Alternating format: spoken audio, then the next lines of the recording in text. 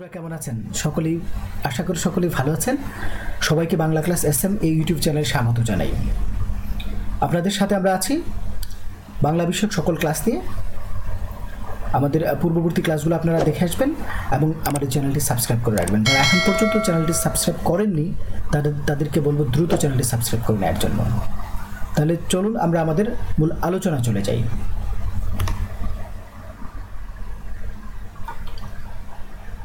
শিক্ষার্থীরা, আজকে আপনাদের সাথে আমরা আলোচনা করব হচ্ছে চাষার দুঃখ এই বিষয়টি নিয়ে। চাষার দুঃখ বাংলা প্রথম পত্রের এইচএসসি বাংলা প্রথম পত্রের একটা গুরুত্বপূর্ণ একটা অধ্যায় হচ্ছে, টপিক হচ্ছে চাষার দুঃখ। চাষার দুঃখ এর লেখক আমরা এখানে দেখতে পাচ্ছি, লেখক হচ্ছেন বেগম রোকেয়া সাখাওয়াত হোসেন। আমরা দেখে যদি দিতে চাই যে চাষার দুঃখ লেখক হচ্ছেন বেগম রোকেয়া সাখাওয়াত হোসেন। লেখক পরিচিতি: জন্ম 1880 সালে, জন্ম 1880 খ্রিস্টাব্দে রংপুর জেলা মিঠাপুকুর থানার পায়রাবন্ধু গ্রামে জন্মগ্রহণ করেন। তার পিতার নাম জহিরুদ্দিন আবু আলী হায়দার সাবের। পিতার নাম হচ্ছে জহিরুদ্দিন আবু আলী হায়দার সাবের এবং মাতার নাম হচ্ছে রাহাতুন্নেসা চৌধুরী। মাতার নাম হচ্ছে রাহাতুন্নেসা চৌধুরী। তার স্বামীর নাম হচ্ছে সৈয়দ সাখাওয়াত হোসেন।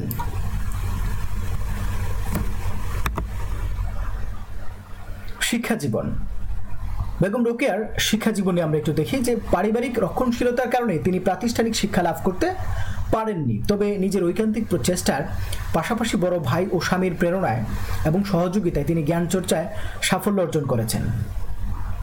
কর্মজীবন: বিবাহোত্তর প্রথম জীবনে তিনি ছিলেন গৃহিণী। স্বামীর মৃত্যুর পর সমাজ সংস্কার, নারী শিক্ষা, কর্মসংস্থান ও আইনগত অধিকার প্রতিষ্ঠায় আত্মনিয়োগ করেন। বলিষ্ঠ ভূমিকা পালন করে থাকেন, তিনি পালন করেছেন। সামাজিক কার্যক্রমের মধ্যে আমরা যদি দেখি যে তিনি স্বামীর জন্মস্থান ভাগলপুরে স্বামীর নামে একটি প্রাথমিক বিদ্যালয় স্থাপন করেন এবং 16 মার্চ 1911 সালে Kolkata Sakhawat Memorial Urdu primary school স্থাপন করেন।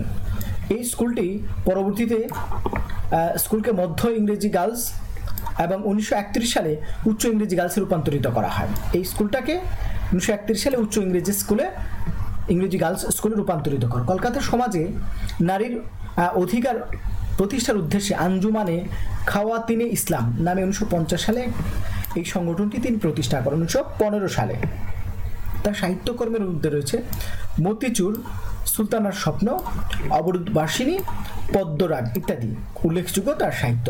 তিনি ছিলেন নারী জাগরণের অগ্রদূত। তিনি মুসলিম নারীদের সংস্কার ও মুক্তির জন্য নারী শিক্ষা প্রসারের কাজ করে গেছেন। এই মহিষী নারী 1932 খ্রিস্টাব্দে 9 ডিসেম্বর মৃত্যুবরণ করেন। এই জন্য 9 ডিসেম্বরকে বলা রোকেয়া দিবস। শিক্ষার্থীদের একটু খেয়াল রাখতে হবে সাল তারিখগুলো। তাহলে আমরা আলোচনা করবো হচ্ছে চাষার দুঃখর মূল কাহিনী। আমাদের এই চাষার দুঃখ হচ্ছে একটা প্রবন্ধ। আমরা প্রবন্ধ বলতে বুঝি যে গদ্যে লিখিত প্রকৃষ্টরূপে বন্ধন এক ধরনের সন্দর্ভ, তাকে আমরা বলে থাকি হচ্ছে চাষার দুঃখ। চাষার দুঃখ এর মূল কাহিনী হচ্ছে চাষার দুঃখ প্রবন্ধে ভারতবর্ষের সভ্যতা এবং অগ্রগতির চিত্র তুলে ধরে প্রাবন্ধিক কৃষকের সার্বিক শোচনীয় অবস্থার চিত্র এঁকেছেন। অর্থাৎ বেগম রোকেয়াকে আমরা যতটুকু জানি যে তিনি নারী শিক্ষার আন্দোলনের জন্য তিনি তার জীবনকেও তিনি উৎসর্গ করেছেন, কিন্তু তিনি শুধু নারী শিক্ষার প্রসারের জন্য কাজ করেন, তিনি সমাজের দুঃখ দুর্দশার নানান বিষয় নিয়ে তিনি কিন্তু কাজ করেছেন। সেই প্রেক্ষিতে আমরা দেখি যে চাষার দুঃখ প্রবন্ধে ভারতবর্ষের সভ্যতা ও অগ্রগতির চিত্র ধরে ধরে প্রাবন্ধিক কৃষকের সার্বিক শোচনীয় অবস্থার চিত্র তিনি এঁকেছেন। দেখিয়েছেন শহরের জীবনের সাথে গ্রামীণ জীবনের পার্থক্য। তিনি দেখিয়েছেন শহরের জীবনের সাথে গ্রামীণ জীবনের পার্থক্য। দালানকোটা, রেলওয়ে, স্টিমার, উড়োজাহাজ, মোটর গাড়ি, টেলিফোন, টেলিগ্রাম সব বিজ্ঞানের নানা আবিষ্কার শহরবাসীর জীবনকে সমৃদ্ধ এবং সচ্ছল করেছে। এই যে ইত্যাদি আবিষ্কারের ফলে শহরের জীবন যতটা এগিয়ে গিয়েছে, গ্রামীণ জীবন ততটাই পিছিয়ে পড়েছে। তৎকালীন সময়কালের কথা এবং এই চিত্র কিন্তু আমরা আজও বাংলা দেশের গ্রামীণ সমাজে কিন্তু দেখতে পাই। কিন্তু সেই ভারতবর্ষের কৃষক শ্রেণীর মানুষের খাবার জোটে না, শীতে গরম কাপড় জোগাড় হয় না। অর্থাৎ যে কৃষক ফসল ফলায়, যে কৃষক ফসল ফলিয়ে ঘরে তুলছে, ঘরে তুলতে পারে না, তাদেরকে ঋণের দায়ে, মহাজনদের ঋণের দায়ে জর্জরিত হয়ে তারা সেই ফসলকে, মাঠ থেকে সেই ফসল তাদের বিক্রি করে দিতে হয় স্বল্প দামে, অল্প মূল্যে।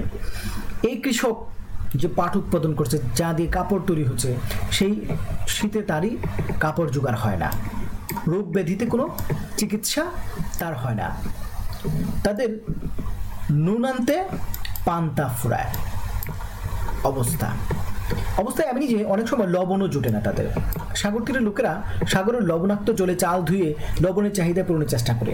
1 টাকায় 25 সের চাল পাওয়া গেলেও, 1 টাকায় চাল পাওয়া যেত হচ্ছে 25 সের, কিন্তু সেই চালই কার ঘরে থাকতো না, কৃষকের ঘরে চাল থাকতো না, এমনই অবস্থা। রংপুরের কৃষক শ্রেণী চাল কিনতে না পেরে লাউ, কুমড়া ও নানা ধরনের বন্য শাক সিদ্ধ করে কোনো রকমে এটা হবে না, কোনো রকমে উদরের যন্ত্রণা কমানোর চেষ্টা করত। এই যে তাদের দুঃখ দুর্দশার জন্য, যে কৃষক ফসল ফলাচ্ছে রোদে পুড়ে বৃষ্টিতে ভিজে, সেই কৃষকেরই পেটে ভাত থাকে না, তার গায়ে কোনো জামা কাপড় নেই। এই অবস্থাটা থেকে উত্তরণের জন্য বেগম রোকেয়া সাখাওয়াত হোসেন যেমন নারী শিক্ষার জন্য তিনি পথ প্রদর্শক হিসেবে কাজ করেছেন, তেমনি কৃষকদের এই দুঃখ দুর্দশা থেকে মুক্তি লাভের উদ্দেশ্যে তিনি নানান ধরনের যুক্তি এবং পরামর্শ দিয়েছেন। এই চাষার দুঃখ প্রবন্ধটি আমরা আলোচনা করতে গিয়ে সেই ব্যাপারটাই আমরা দেখি যে কৃষক সমাজের চরম দারিদ্র্য এবং দুর্দশার জন্য বেগম রোকেয়া সভ্যতার নামে এক শ্রেণীর মানুষের, এটা হবে এক শ্রেণীর মানুষের বিলাসিতাকে দায়ী করেছেন।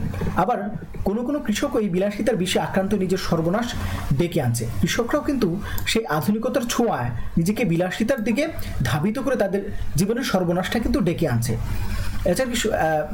এছাড়া কৃষকদের দারিদ্র্যের আরও একটি বড় কারণ হচ্ছে গ্রামীণ কুটির শিল্পের বিপর্যয় বা কুটির শিল্পের ধ্বংস। ব্রিটিশ শাসক গোষ্ঠী সুকৌশলে কুটির শিল্পকে ধ্বংস করে আত্মনির্ভরশীল গ্রাম সমাজকে চরম বিপদের দিকে ঠেলে দিয়েছে। এই সুকৌশলে ব্রিটিশরা আমাদের এই কুটির শিল্পটাকে তারা ধ্বংস করে দিয়েছে সুকৌশলে। কৃষকরা সচেতন নয় বলে তারা না বুঝে বিপদের দিকে ধাবিত হয়েছে। তারাও কি করেছে, না বুঝে বিপদের দিকে তারা ধাবিত হয়েছে। এই কারণেই তাদের দুঃখ দুর্দশা কিন্তু বেড়েই চলেছে। এজন্য রোকেয়া তাদের এইটা হচ্ছে রগুলা চেঞ্জ হয়ে যায়, তাদের সচেতন করার জন্য গ্রামে গ্রামে পাঠশালা প্রতিষ্ঠার কথা বলেছেন। সচেতন হলেই গ্রামের পক্ষে মুমূর্ষু অবস্থা থেকে বেরিয়ে আসা সম্ভব হবে। সেই সাথে কুটির শিল্পকে পুনরুজ্জীবিত করা হলে গ্রামীণ সমাজ দারিদ্র্য বিমোচনের পথে এগিয়ে যাবে। অর্থাৎ তিনি যে সমস্ত যুক্তি দিয়েছেন, যে সমস্ত পরামর্শ দিয়েছেন, সেগুলোকে গ্রহণ করলে চাষাদের দুঃখ দুর্দশাটা লাঘব করা সম্ভব হবে বলে আমরা ধারণা করি। আমরা মূল কাহিনীতে আলোচনা করলাম, এখন আমরা চাষার দুঃখ রচনাটার একটা পর্যালোচনা করি। আমরা আলোচনা করছিলাম যে 19বিংশ শতাব্দীর নারী জাগরণের অগ্রদূত, জাগরণের যে মহিষী নারী অক্লান্ত পরিশ্রম করে গেছেন, নারী শিক্ষার প্রচারের জন্য জীবন উৎসর্গ করেছেন বেগম রোকেয়া সাখাওয়াত হোসেন তাদের অগ্রদূত। সমাজের অবহেলিত নারী সমাজের উন্নয়নের জন্য তিনি আজন্ম নিরলস পরিশ্রম করে গেছেন। তবে শুধুই নারীর দুঃখ নয়, সমাজ গঠনের অন্যতম প্রধান কারিগর কৃষকের দুঃখ দুর্দশাও তার চোখে ধরা পড়েছে। তার চোখে কিন্তু সেটাও ধরা পড়েছে। কৃষকরা জাতির শ্রেষ্ঠ সন্তান, জাতির মেরুদণ্ড, তারা মহাসাধক। সারাদিন রোদে পড়ে, বৃষ্টিতে ভিজে দেশের উন্নতি এবং কল্যাণের জন্য তারা নীরবে কাজ করে যায়। প্রাবন্ধিক তাদেরকে পৌরাণিক চরিত্র দধিচির চেয়েও বড় সাধক বলে মনে করেন। কিন্তু এই মহান কারিগর কৃষকের অভাব কখনো দূর হয় না। যে ভাত উৎপন্ন করে তার মুখে ভাত যায় না। এই কৃষক রোদে পড়ে বৃষ্টিতে ভিজে, এখানটাতে বৃষ্টি হওয়ার কথা ছিল, বৃষ্টিতে ভিজে যে কৃষক ফসল ফলাচ্ছে, সেই কৃষকের কিন্তু ঘরে ভাত থাকে না। এর চেয়ে দুঃখজনক ব্যাপার আর কিছুই হতে পারে না। আমরা কিন্তু যে কৃষককে দেখি যে অক্লান্ত পরিশ্রম করে যে ফসল ফলাচ্ছে, সেই কৃষকের ঘরেই ভাত জোটে না। অভাব অনটন কৃষকের নিত্যসঙ্গী। এই যে অভাব অনটনের কথা বলছি, সেটা হচ্ছে কৃষকদের নিত্যসঙ্গী। আজকের দিনেও আমরা কিন্তু কৃষকদের এই দুঃখ দুর্দশার চিত্র কিন্তু আমরা দেখতে পাই। সমাজের উঁচু শ্রেণীর মানুষের অবহেলা, তারা যে মাটির সাথে মিশে থাকে তাই তারা মাটির মতো সর্বংসহা। লেখকের ভাষায়, এক কঠোর মোহিতে চাষা এসেছে শুধু সহিতে, আর মরমের ব্যথা লুকায় মরমে জঠর অনলে দহিতে। কৃষক ফসল উৎপাদন করছে ঠিকই, কিন্তু তা ভোগ করতে পারছে না। অভাব অনটনে পড়ে কৃষক যখন তার ফসল বিক্রি করে দিচ্ছে, তা যখন অন্যের হাতে চলে যাচ্ছে, তখন আকাশ ছোঁয়া মূল্য হয়ে যাচ্ছে। এই কৃষকই যখন এই চাল কিনে আনতে যাচ্ছে, তখনই কিন্তু তাকে উচ্চ মূল্যে, চড়া দামে তাকে চাল কিনে আনতে হচ্ছে। এই হচ্ছে আমাদের সার্বিক কৃষকদের অবস্থা। তৎকালীন সমাজের প্রেক্ষাপটে প্রাবন্ধিকের মতে জেলায় জেলায় পাটের চাষ কম করে তার পরিবর্তে কার্পাসের চাষ প্রচুর পরিমাণে হওয়া প্রয়োজন। চরকা ও এন্ডি সুতার প্রচলন বেশি পরিমাণে হওয়া উচিত দরকার। পল্লীগ্রামে সুশিক্ষা বিস্তারের চেষ্টা করা দরকার। প্রাবন্ধিকের মতে গ্রামে গ্রামে পাঠশালা আর ঘরে ঘরে চরকা এবং টেকু হইলে চাষার দারিদ্র্য ঘুচবে। কিন্তু না, চাষা শুধু কষ্ট সহ্য করতে জন্মগ্রহণ করেনি, তাদেরও সুখ শান্তিতে বসবাস করার ব্যবস্থা করে দিতে হবে আমাদের। আমরা অনেক সভ্য হয়েছি, আমরা যে সভ্য হয়েছি, সভ্যতার অনেক উন্নতি হয়েছে, যার ফলে আমরা ধীরে ধীরে সর্বস্বহারা হয়ে পড়েছি। যে ইন্ডি কাপড় আমরা ফেলে দিয়েছি, ইউরোপ আমেরিকা কিন্তু সেই ইন্ডি কাপড়কে আপন করে নিয়েছে। পরিশেষে বলা যায় যে কৃষকের দুঃখ ঘুচাতে পারে একমাত্র শিক্ষা। কৃষক যদি এইটা হবে, এই কৃষক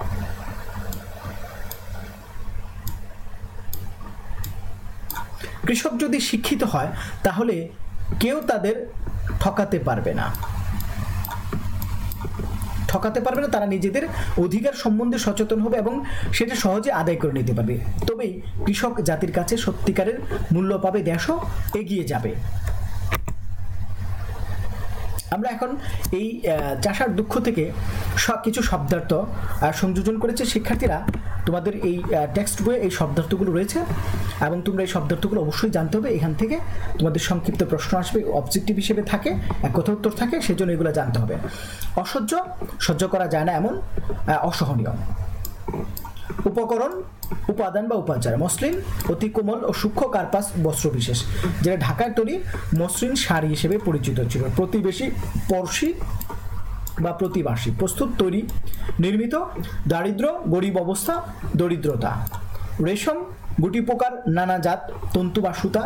বর্বর, অসভ্য, অশিষ্ট। স্কন্ধে, কাঁধে।